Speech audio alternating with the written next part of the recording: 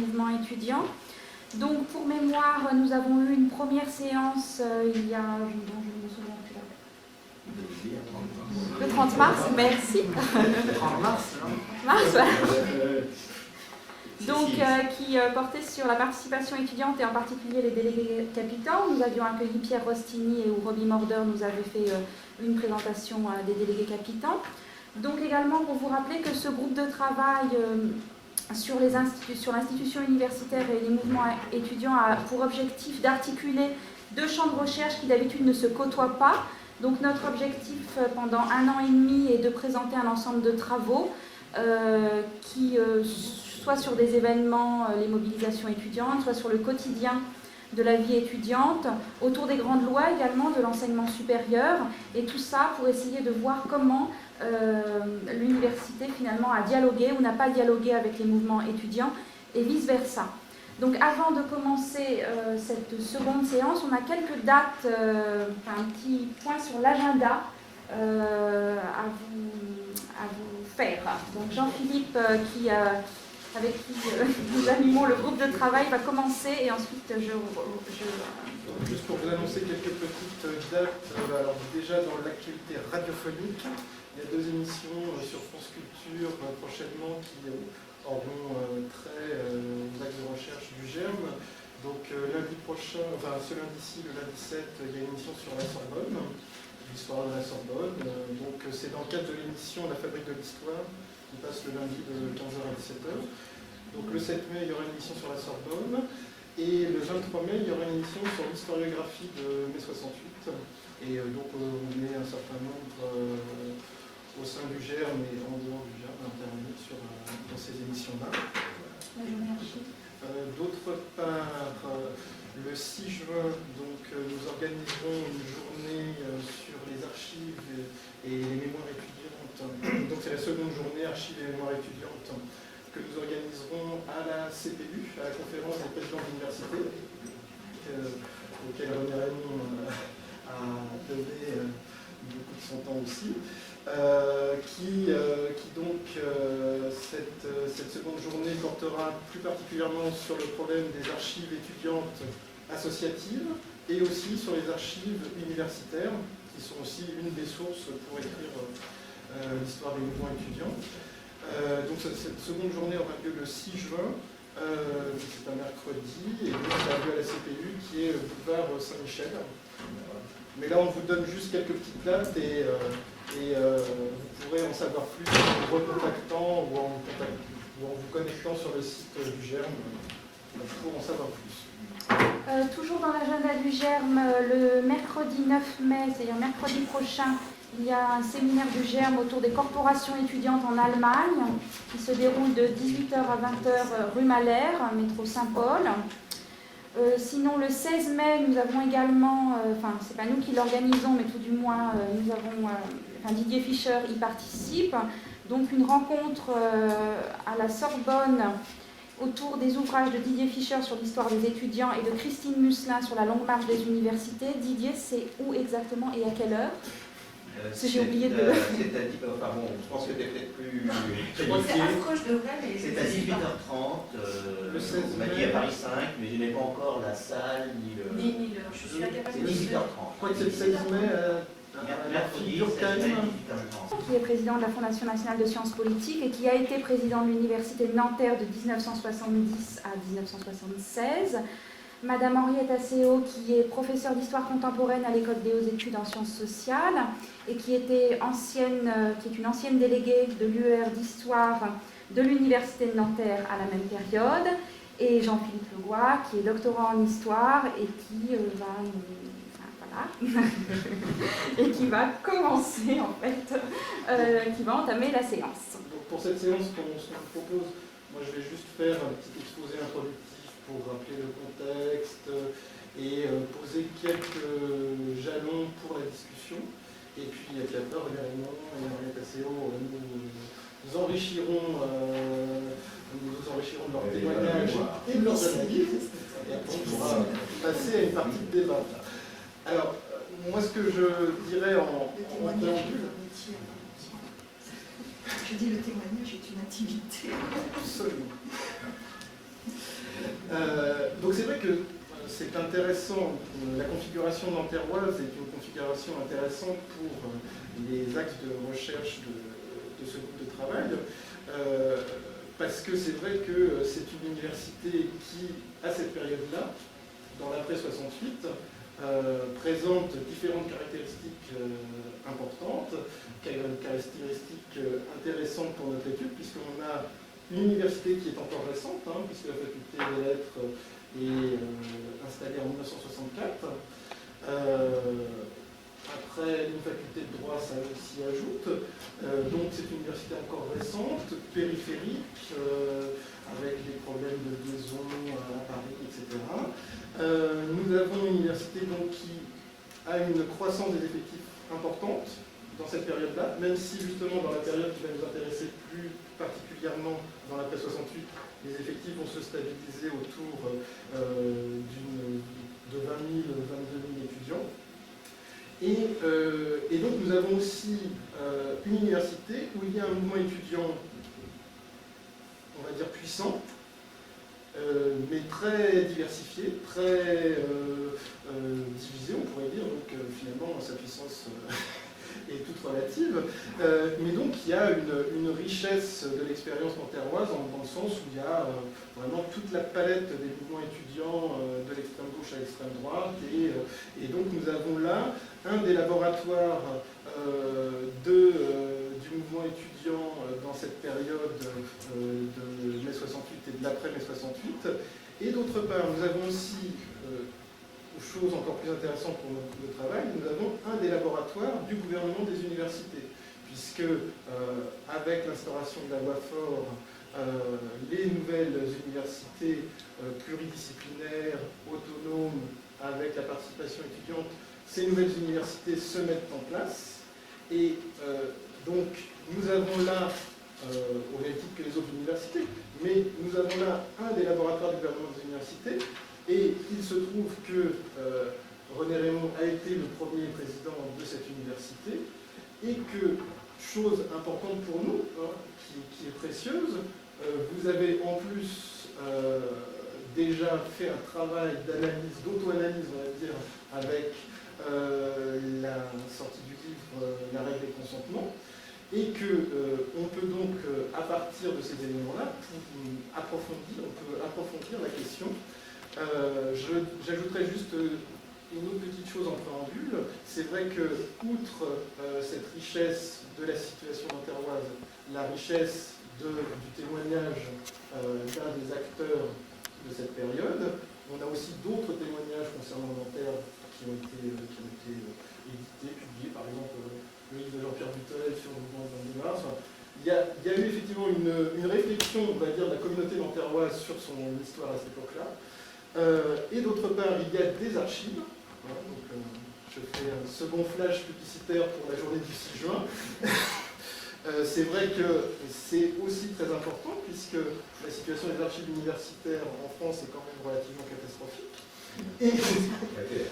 Et que l'université de Nanterre est relativement exemplaire dans sa gestion des archives, puisque c'est une des rares universités à avoir versé ses archives. Alors, les archives de la présidence, du secrétariat général, les archives des UR devenues UFR après, c'est plus complexe.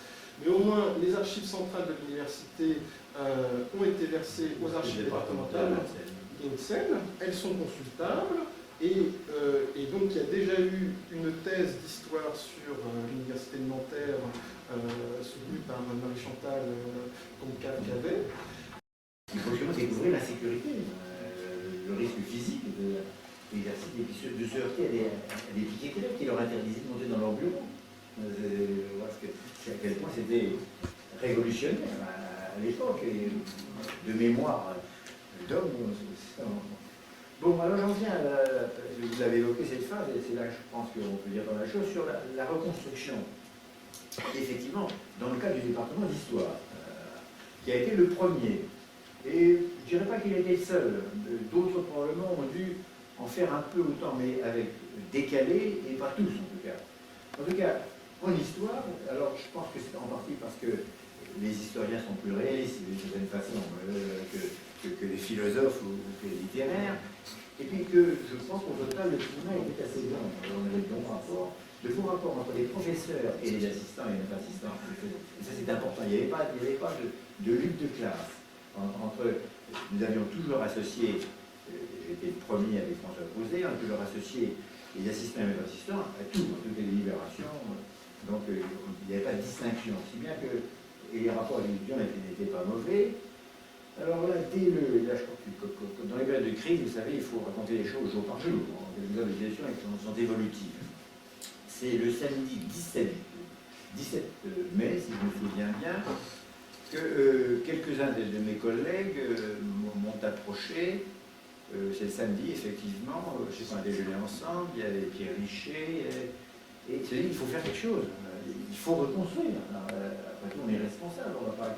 Qu'est-ce qu'on va faire? Bon, les examens n'auront pas lieu, mais nous avons pris l'initiative de lancer une convocation à tous les membres du département d'histoire, étudiants, assistants, maîtres assistants et professeurs, pour se réunir le mardi suivant, je pense. C'est-à-dire le 21 mai, très tôt. Il faut se rappeler qu'à ce moment-là, la crise, elle est ascendante dans le pays. C'est tout à fait à contre-courant de ce qui se passe ailleurs. Il faudrait voir la chronologie à l'époque. Samedi 18 mai. Samedi 18 mai et le mardi 21, on leur a donné rendez-vous. La faculté est vide, on n'est pas occupé, parce que c'est ailleurs au quartier latin qu'on s'affronte. La réponse était considérable, plusieurs centaines, la plupart des enseignants, plusieurs centaines d'étudiants. Je me souviens plus bien du déroulement, vous y étiez, Henriette. Et en tout cas, on est sorti l'idée de mettre sur place des institutions provisoires, naturellement, sur la base de la parité. C'est-à-dire que nous anticipions sur la loi. D'ailleurs, une chose dont j'ai eu l'occasion de parler, quand j'étais, je ne saurais plus dire quand, mais j'ai été consulté par Jacques Delors, qui à l'époque était au commissariat au plan et qui était chargé par Ortoli, ministre transitoire de l'Éducation nationale, de prévoir une loi d'orientation. Et Delors a souhaité que je lui fasse part de l'expérience et j'ai raconté ça. Et ensuite, j'en ai parlé avec Jacques Chalindard, qui a été envoyé par Edgar Faure. Je ne dirais pas que c'était déterminant, mais c'est une des expériences auxquelles, pour le moment, on contribuait à l'élaboration, à l'effervescence dont est sortie la loi du 12 novembre. Et alors, de cette réunion est sortie, par élection, la constitution d'un conseil des 56, des bonnes mémoires, donc sur le principe de la parité, qui a chargé un petit groupe de 8, le conseil des 8, de gérer le département, en fait. Et donc il y avait 4 étudiants, 4 enseignants, dont 2 devaient être le seul professeur, je pense. Donc j'avais un peu, il n'y avait pas de président à m'en parler, mais j'étais, enfin oui, de ce fait, la personnalité représentative. Vous en y étiez, on a tenu pas mal on a beaucoup travaillé. On a travaillé sur la refonte du département, sur les contenus des programmes, sur les procédures d'examen. Et on a tenu au courant nos électeurs, on a fait valider par l'ensemble des étudiants et des enseignants. Ça a entraîné quelques grincements chez certains enseignants. Pas trop à ce moment-là. On a réussi à préserver jusque-là une relative cohésion. Elle s'est désagrégée au niveau de l'université. Mais dans le département, on en est pas mal sortis au total. Il n'y a pas eu beaucoup à s'éloigner. Même ceux qui par la suite prendront les voies divergentes ont avalisé. Certains trouvaient que je pactisais avec la subversion. Et que vraiment je trahissais. Voilà. Là. Et puis il y en avait d'autres qui estimaient que nous n'allions pas assez loin, qu'il aurait fallu que ça n'avait pas de sens de reconstruire quelque chose tant qu'on n'aurait pas détruit la société tout entière. Voilà, on verrait. Nous avons toujours été pris entre ces deux feux. Il y a une explication assez simple, les cours n'avaient pas lieu, les professeurs étaient rentrés chez eux, et ceux qui étaient hostiles au mouvement étaient tout simplement pas présents. Donc on avait changé, on pouvait travailler. Le reste, c'est qu'il y a qui s'était travaux. voir l'état de souffrance ou le traumatisme chez certains enseignants. Je rapporte des propos, je ne dirai pas leur auteur, en disant tu acceptes de cotiser avec nos ennemis. Les étudiants sont nos ennemis. Nous devons les considérer comme des adversaires maintenant, par conséquent. Et plus tard, c'est plus tard. Je sais qu'on n'en sortira pas tant qu'on n'aura pas arrêté 50, qu'on n'aura pas collé au mur et fusillé, comme ont fait les Mexicains sur la Révolution en octobre 68. Il y en avait qui tenaient ce langage-là. Il faut voir la violence des patients. C'est dans ce climat-là que nous avons dû travailler et essayer de reconstruire. Alors là, et ça s'est terminé par des Agathe, vous vous rappelez, un dîner à la campagne, là, dans une très bonne entente, enseignants et étudiants, on a travaillé ensemble. C'est très beau. Hein, c'est de la scène, je crois. Un soir, d'ailleurs, ça m'a arrivé régulièrement, qui était le dîner qu'on avait. Voilà ce qu'on peut dire pour cette expérience limitée. Elle n'a pas été quand même sans conséquence, parce qu'après tout, dans le fonctionnement ultérieur, on se référera beaucoup à ça, c'est un peu sûr, dans ça a été la matrice, et que ça a servi pour l'université. Et ça a permis, entre autres, au département d'histoire de jouer un rôle de leader dans la reconstruction de la faculté. Alors, il faut en venir à la phase suivante. La loi, il y aurait des choses à dire en septembre, octobre, mais il faut aller à l'essentiel. La loi d'orientation, adoptée et promulguée en date du 12 novembre, qui ne disait pas grand-chose sur les universités. Enfin, les premiers textes ne disaient à peu près rien des universités. Elles n'ont défini que les unités d'enseignement et de recherche. Le reste était à faire par le rapprochement de l'agrégation des UR constituant les universités. C'est la grande faiblesse des universités 68 qu'au lieu d'être à l'origine, et par conséquent d'avoir la priorité sur les partis, elles sont les enfants des unités. Si bien que les unités considèrent que c'est elles qui ont le pouvoir, puisqu'elles ont donné naissance à l'université, ce qui rend difficile une politique universitaire. Il va falloir renverser la tendance. En tout cas, nous sommes donc invités à procéder, en application de la loi, je vous passe toutes les étapes transitoires, mais à procéder à des élections. Mais les élections pourront-elles avoir lieu? Il y a une grande inconnue. Les gauchistes, pour employer un terme général, sont opposés à ce qu'il y ait lieu des élections. D'abord parce que c'est entrer dans la régularité, c'est se prêter à l'institutionnalisation d'un mouvement qu'il ne faut pas laisser s'institutionnaliser. Et puis, ils ont la claire conscience qu'ils sont minoritaires et qu'il n'y a aucune chance qu'ils obtiennent la majorité aux élections. Donc, je ne saurais pas dire la chronologie. D'entrée de jeu, la plupart des groupuscules dit les élections n'auront pas lieu. Malgré tout, il faut mettre en place, et à ce moment-là, beau jeu, et oui, créer une commission électorale, et il a demandé à Paul Ricoeur et à moi-même de l'animer et de la présider. Paul Ricoeur, parce qu'il a une réputation d'universitaire libéral, réformateur, il avait été l'architecte du numéro spécial d'Esprit de 64 sur la réforme de l'université. C'est vrai que moi, en partie à cause de l'expérience du département d'histoire, qu'on a fait des élections, ça a fonctionné. Et par ailleurs, on sait que j'ai un peu la réputation d'être spécialiste des consultations électorales. Alors on me prête une compétence pour ce qui est de l'organisation technique. Alors, d'entrée de jeu, Ricoeur et moi, nous faisons savoir que les élections, elles auront lieu. Quoi qu'il les ait. Nous sommes décidés à les tenir. Je pense que c'est très important, l'affirmation envers eux. On peut essayer de les troubler, de les saboter, nous prendrons les dispositions appropriées et nous donnons l'assurance aux étudiants et aux enseignants qui pourront voter. Mais les élections, c'est compliqué puisqu'elles ont eu dans le cadre des UR. De chacune des UR. Ça a été, je passe un peu, ça a été une opération longue, les listes électorales, la mise en place. Elles ont eu lieu à la fin de février, ça a été extraordinaire. Elles ont duré 4 jours. On les a fait sur 4 jours. On les a entourées de toutes les garanties possibles. Mais elles répondaient, les étudiants voulaient voter.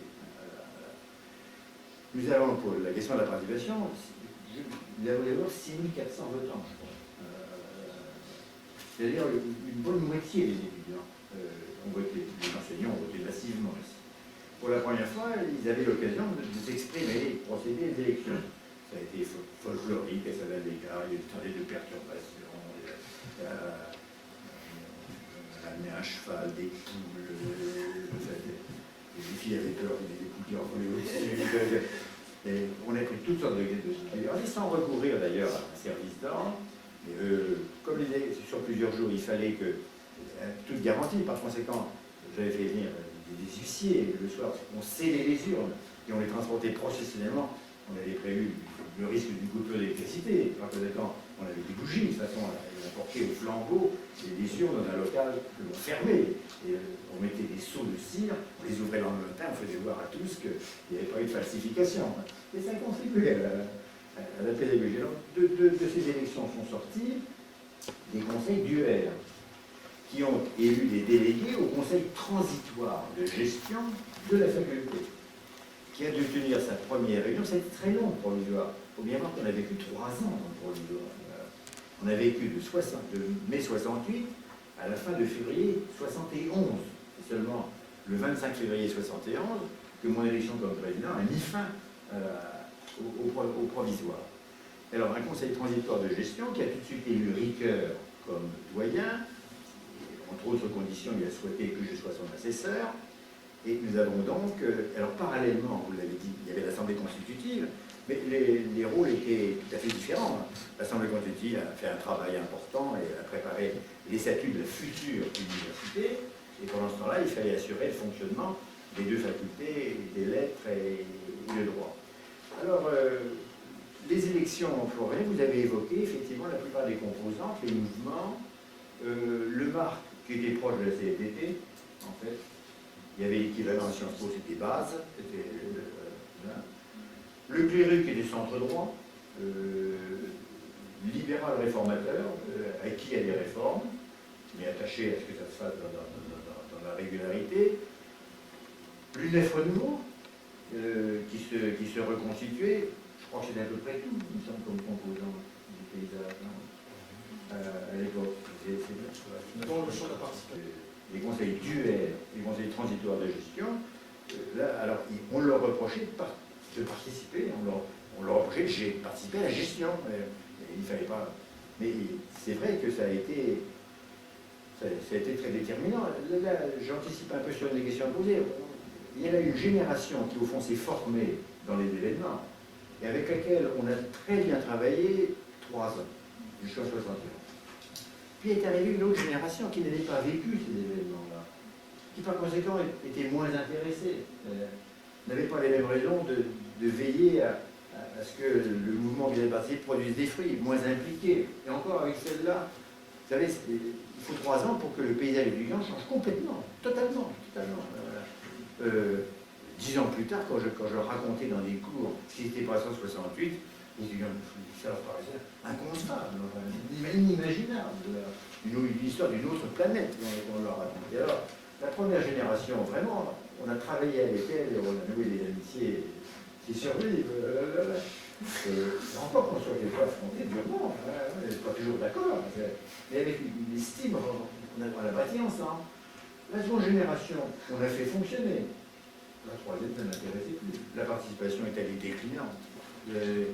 Et bien qu'on ait fait de grands efforts, il y a des universités qui n'ont pas fait. Moi, j'ai toujours fait pour qu'il y ait une participation importante, une information longtemps à l'avance, envoyant à domicile chez chacun les enveloppes, les documents, les professions insistants, y compris à la radio, à la télévision, les convaincre de l'importance qu'ils avaient du pouvoir, que les décisions dépendaient d'eux.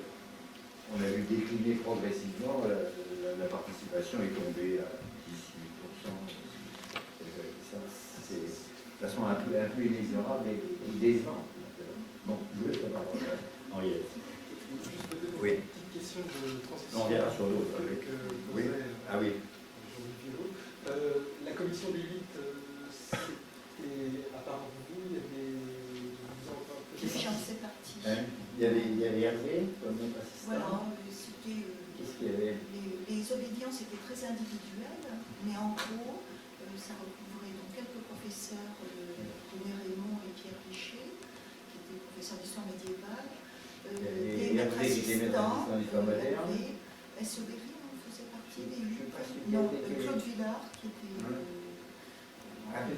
communiste, oui, peut-être, oui. Ils ont un vieux maître assistant, si on peut dire, une génération, enfin, qui était très liée aussi aux professeurs. Et comme étudiants, donc il y avait 8 enseignants et 4, donc ça faisait 4 et 4. Et donc les 4 étudiants, c'était donc moi et 2 autres étudiants qui étaient très PSU, marqués PSU, qui étaient Guillard et Détour. Et le 4e était quelqu'un qui venait de Saint-Cloud, qui était étudiant à Saint-Cloud. Et ça, c'est un élément assez intéressant de voir qu'une partie de la participation des étudiants s'expliquait par les liens qu'il y avait avec l'École normale supérieure de Saint-Cloud, qui ne s'était pas orientée de la même façon. L'école normale, voilà, avec des liens étroits, qui ne s'était pas orientée de la même façon que l'École normale supérieure de la rue d'Ulm, Madame Newton, la Houlette d'Althusser, il n'y a pas de chance d'Althusser. Katzer-Gruber, etc. Moi, je voudrais donc revenir sur, au fond, je pense que le témoignage peut apporter une notion d'atmosphère générale et marquer les contradictions qui étaient individuelles et collectives et qui sont proprement stupéfiantes de cette période. C'est une littérale dissociation de la personnalité.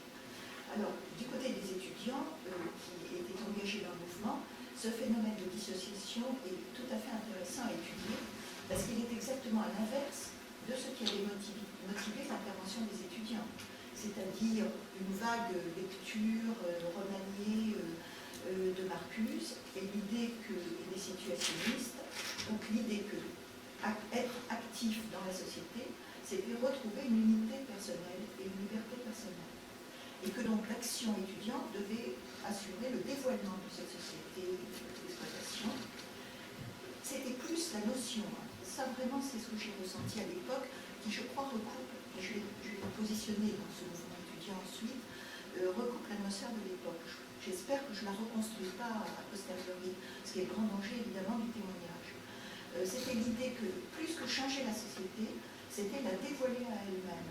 Et ensuite, ça part d'opportunisme, son capitalisme, sa société de consommation, l'idée que l'université ne servait qu'à reconstituer des élites selon une norme académique, tout cela s'écroulerait de soi-même. Et vraiment, cette utopie fonctionnait. Alors, c'est assez étonnant, puisque moi, j'ai un itinéraire qui est tout à fait significatif de cette époque, puisque j'étais, au 22 mars, à sa création, étant à l'UNEF, au moment où je suis arrivée à Nanterre, en 65, je venais des classes préparatoires, et donc de l'association des classes préparatoires, qui était très marquée à gauche. Il y avait à l'époque déjà Guy Eckingen, des gens comme ça.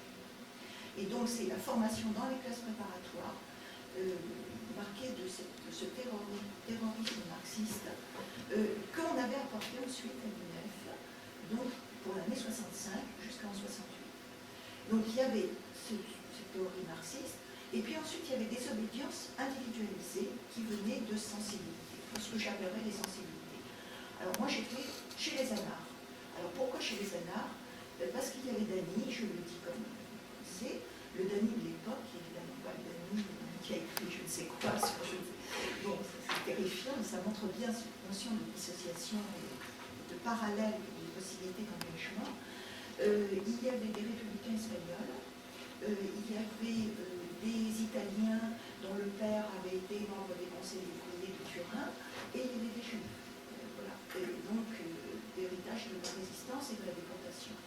C'est-à-dire toute une génération qui avait 10 ans en 58, qui avait donc vécu sous le gaullisme, et à qui les parents ne racontaient rien, ou pratiquement rien, et qui ont imaginé que l'engagement politique serait une façon de pouvoir s'introduire dans la société en recouvrant les relations avec la mythologie parentale.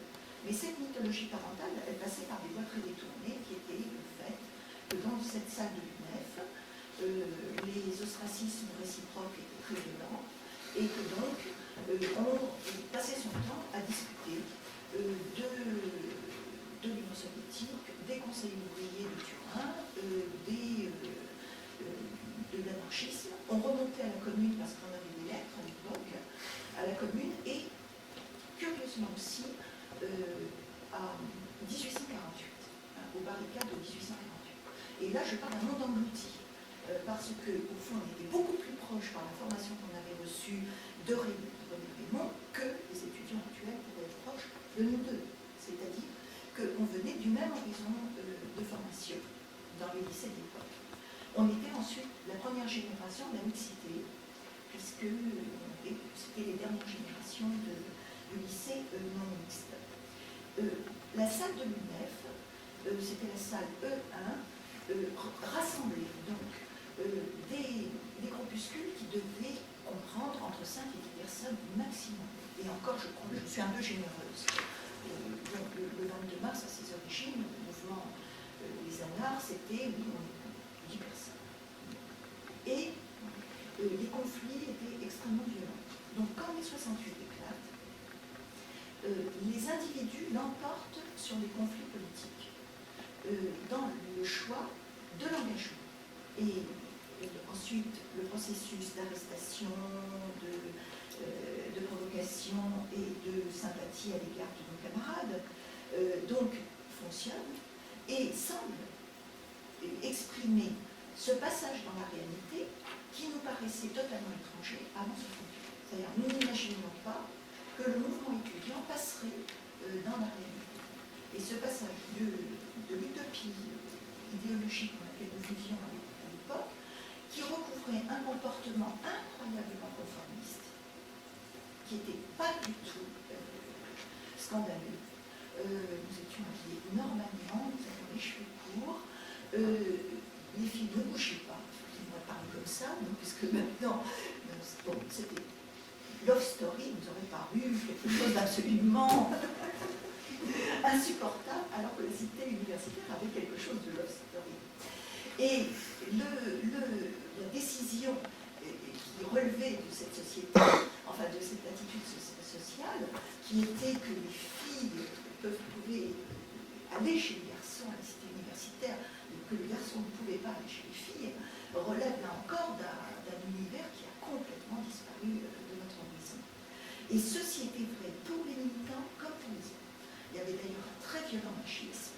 Et les tracts étaient distribués, donc dans cette tranchée de liberté de distribution des tracts, qui était entre le bâtiment A et le restaurant universitaire qui se trouvait juste à côté.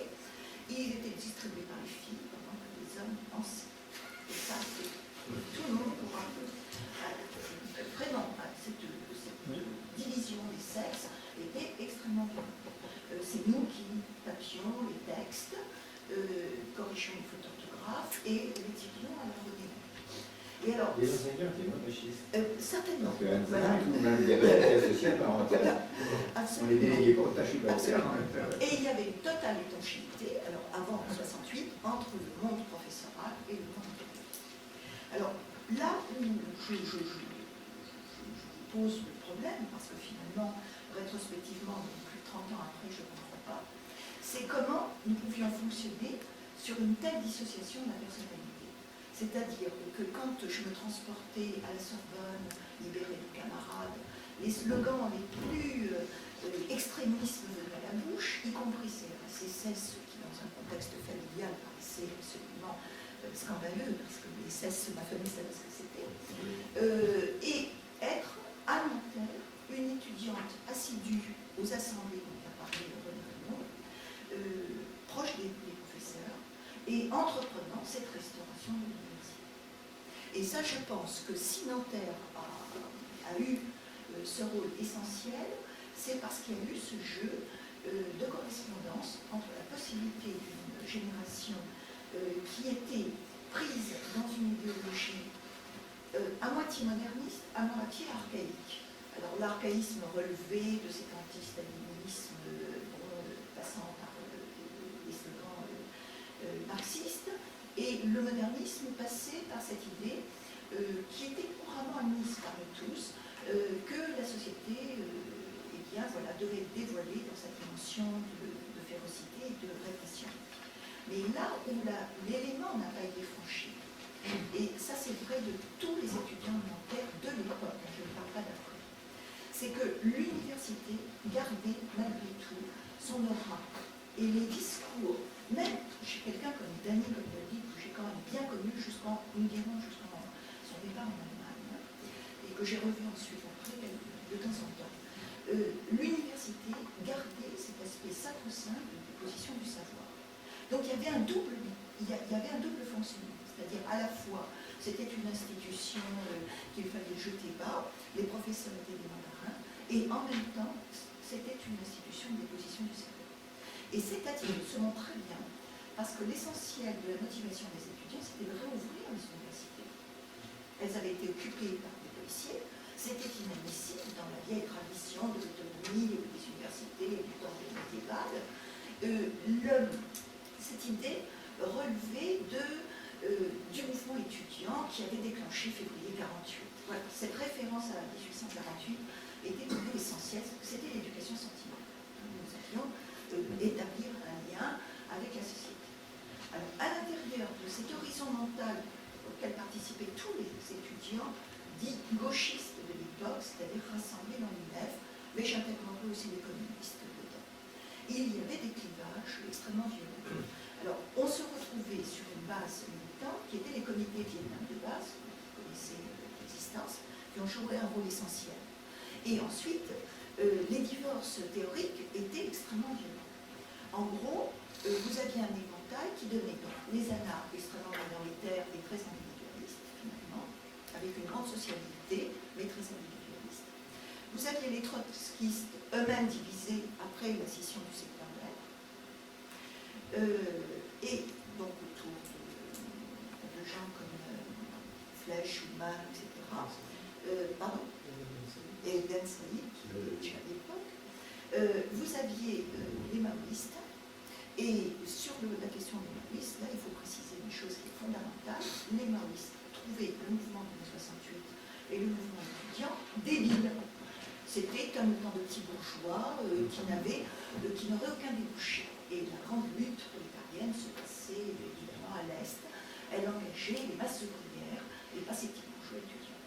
Donc, la possibilité de participation aux activités de l'université pour l'année 68 et le glissement vers la violence à partir de 69-70 s'est effectué quand un renversement de rapport de force s'est noué à l'intérieur du gauchisme par l'avancée et la prise de pouvoir littéralement dans le mouvement gauchiste des maoïstes, la gauche prolétarienne,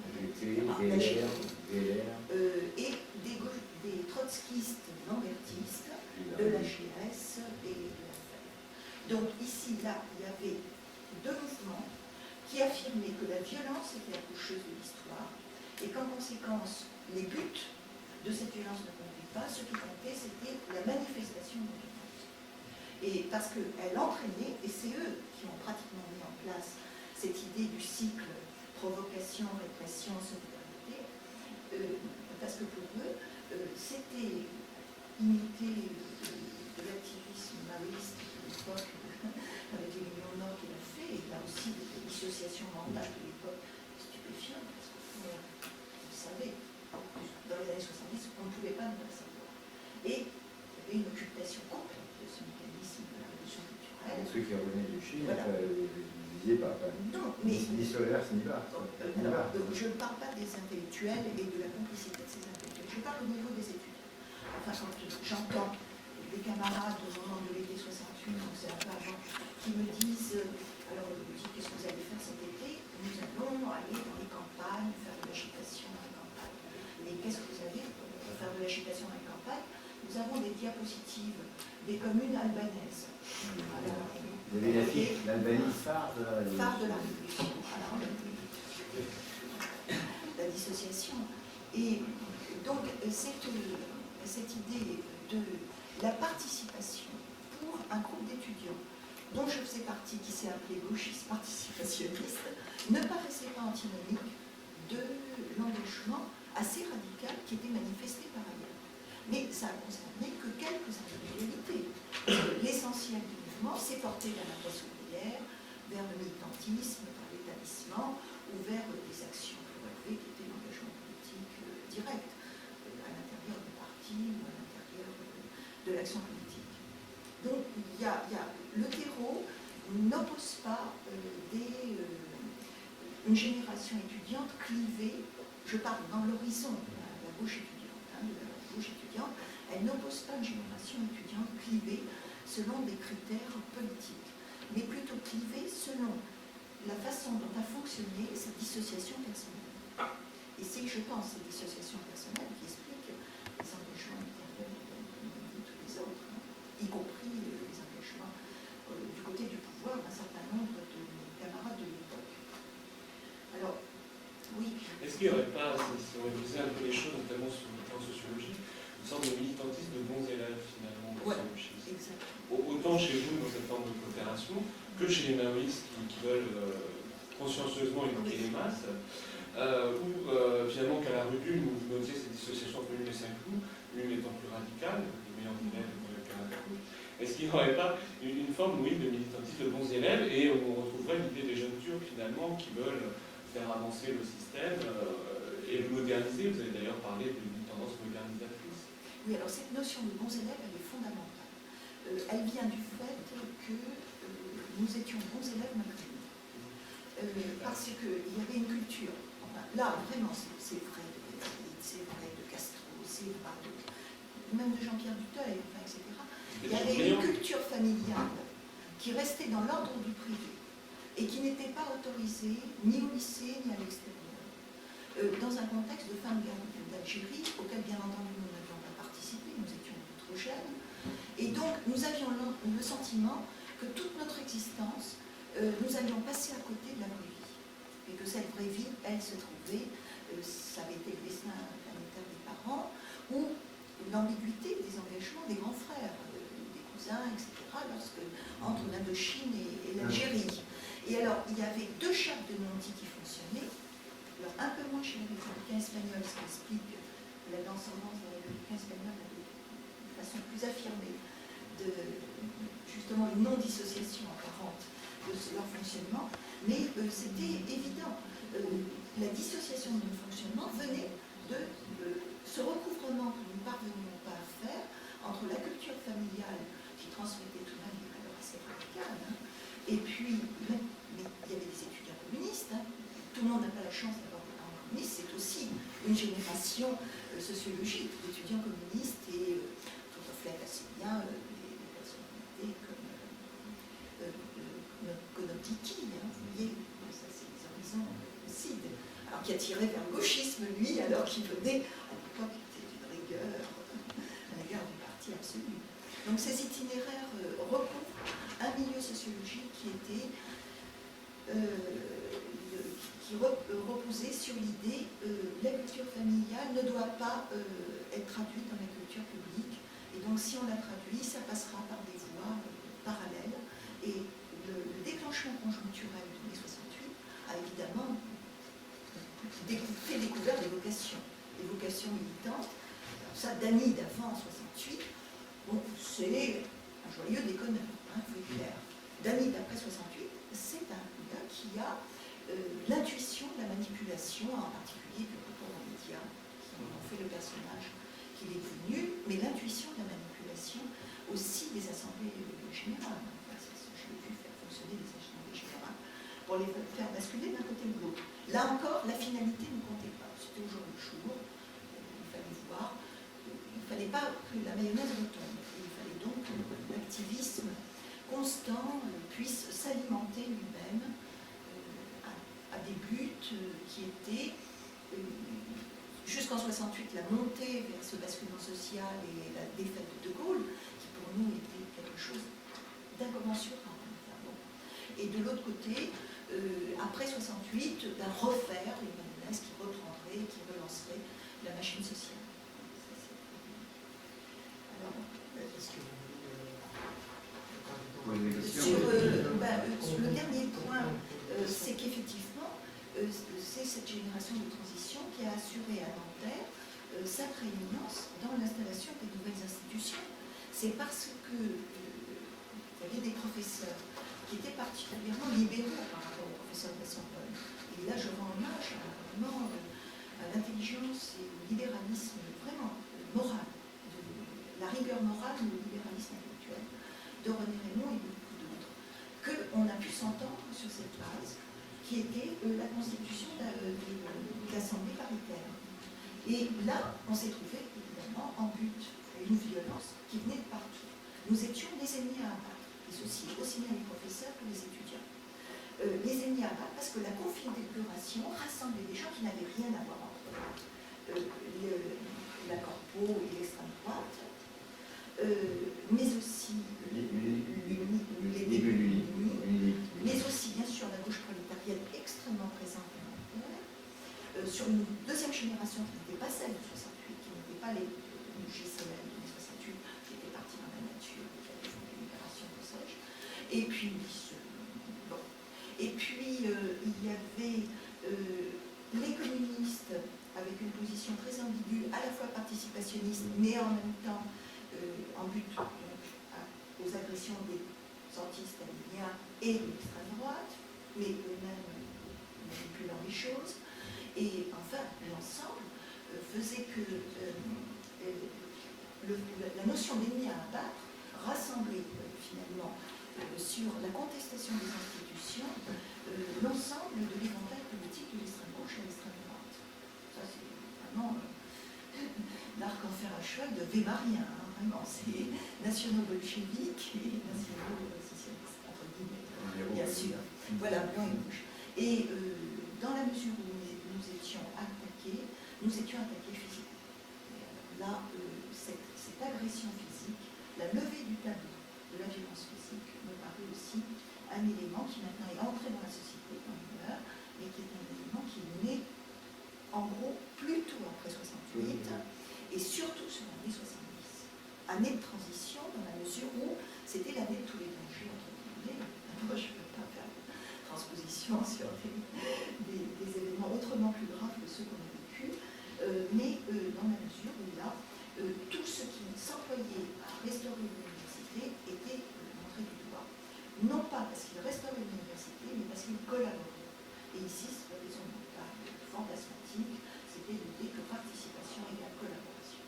Alors, si les professeurs étaient dénoncés, eh bien, les étudiants collaboraient avec les professeurs dénoncés, mais les professeurs qui dénonçaient la collaboration des professeurs et des étudiants ennemis, et chacun devenait l'ennemi de classe du voisin.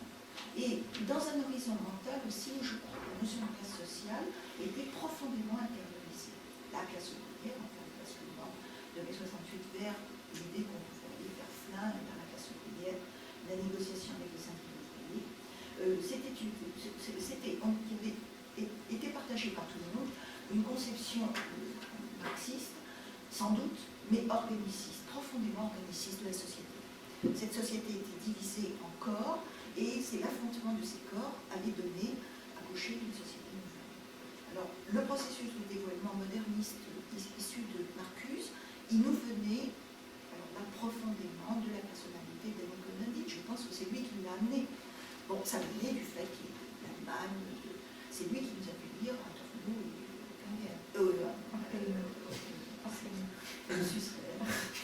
et l'héritage proudhonien venait pour ça, bien entendu, c'est des gens qui ont eu peur, enfin. Donc ça c'est la filière anti-étatique et anti-stalinienne. Et enfin, la greffe maoïste, elle, moi je suis tellement hostile au maoïsme que je ne savais pas vous dire comment elle a pris greffe, mais elle venait en partie de certains catholiques aussi. On va couper des questions. Alors, je veux dire, merci pour vos deux témoignages. Il nous reste malheureusement que presque un tout petit peu plus d'1 quart d'heure, donc c'est très très court. Alors, on va grouper 2-3 questions avec, si possible, des interventions assez courtes, n'est-ce pas, Roby des interventions assez courtes, de manière à ce qu'on puisse donner la parole à 2-3 personnes. Merci. Roby, donc. La comparaison elle est importante avec ce qui s'est passé ailleurs. Je pense à Paris 8 et Paris 8 en même temps, les universités expérimentales, Vincennes, et en même temps Dauphine, parce que c'est Paris 9, parce que ça a eu un peu des itinéraires un peu différents avec nous-mêmes une matrice commune au départ. C'est d'autant plus intéressant que Paris 8, qui était l'université qui était la plus dans laquelle le boycott prôné par l'UNEF, la seule université où il y a vraiment eu 0 votant parce que les gens n'ont vraiment voulu. l'université qui a donné une sorte d'alternative à la loi Faure, parce que là, il n'y a pas eu simplement refus simple des institutions officielles, mais mise en place de commissions de département parallèles, etc. Ce qui va donner, par exemple, en 1973, que c'est la seule université dans laquelle va se négocier dans l'université la formule du deuil 8, 4 et 4. C'est-à-dire pas simplement dire non à la réforme, mais proposer des formes alternatives, ce qui est rendu possible en même temps par le fait que la réforme universitaire et la réforme des diplômes donnent plus de place à l'institution université, au local, et donc à la négociation. Bon, donc ça nous donne déjà quasiment 2 séminaires, par 8, enfin 2 autres séminaires, plus la négociation. Ce que je disais, c'était le modèle dont il fallait se démarquer. Voilà. Et pourtant, bon, en plus, j'ai vécu après. Voilà. Alors, ce qui est intéressant aussi, c'est dans les différents modèles, parce que j'ai fait à Paris 8, bien après, parce qu'après, j'ai fait la Saint-Quentin, avec le petit continentaire au début, très peu de gens, etc. C'est que, malgré tout, dans des universités, dans un ministère, il y a des permanences d'un certain type d'action étudiante, où je pense qu'à la fois de l'histoire, de l'architecture, effectivement la permanence aussi le long des enseignants. Donc ça c'est intéressant à voir. Dernière chose sur ce que tu dis, je crois que c'est intéressant, mais je crois qu'il faut aller au-delà de l'individuel, parce qu'une somme de personnes comme ça. Donc ça donne aussi un certain nombre de réalités sociologiques. Bon, il y a la dimension des entrants en plus grand nombre qui veulent faire sortir plus vite les autres pour prendre la place. Donc, il y a de la place pour tout le monde. Il y a une dimension de la violence là-dedans, en compétition. Le deuxième élément, c'est qu'il y a aussi des trajets. Ce n'est pas simplement des individus dissociés, c'est qu'on a des courants qui sont à la fois politiquement radicaux et qui en même temps veulent participer à une critique. La critique pratique de l'université, c'est le courant du Marx, l'AMR, une partie, avec coincé entre une dynamique politique, effectivement, et une dynamique concrète, mais qui s'explique aussi par des rapports de force internes entre les forces politiques, qui sont dominés par ceux qui veulent s'intégrer, une dimension, ou ceux qui veulent simplement contester. 4 séminaires. Oui, alors sur l'aspect individuel, je ne voulais pas dire que c'était individuel